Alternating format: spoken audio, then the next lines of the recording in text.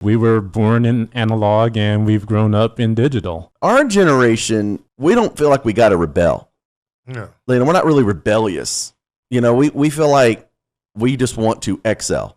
Right. We want to go from what our parents have done, really, which, in my personal opinion, they're the ones, and they may hate that I say it, I think that whole generation fucked up.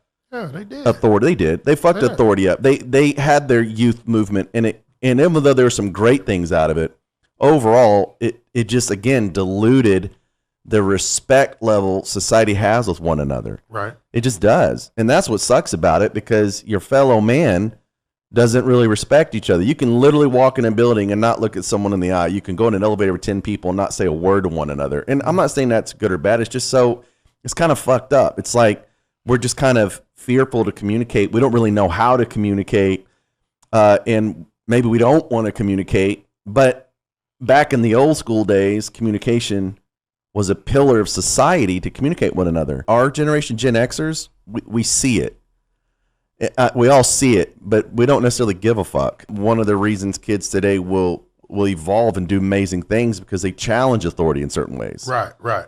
So it's a bittersweet. Me personally, it's a personal preference. Me personally, my dad always said, just love your kids and they'll love you back. That's what I agree with. Yeah. Yeah. And that's what I've done. My kids, I love them. I tell them I love them. And I feel like they respect me, but they don't always act like it, But I always respect them too, and how I handle them. So, you know what I've learned too is that, and everything that I've seen is from being on both sides of the track, seeing two different cultures. Like I said, that experience where we grew up, I saw a whole different lifestyle. And I know with a lot of, I'm not going to use black or white. I'm just going to say in a lot of homes, I'm going to say lower income homes. Yeah. Parents make their kids feel like they're really doing big shit.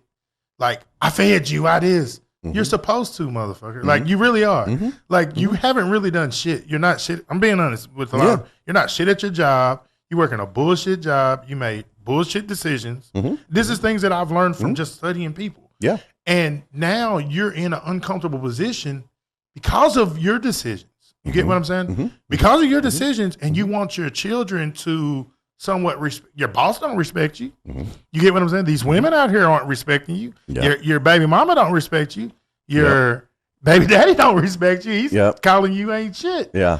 And those kids, that's the only little bit of power you have. Yeah. And I see this in mentoring children where the mom's like, yeah, well, I call them, I this, I do that. I'm like, damn, you're supposed to.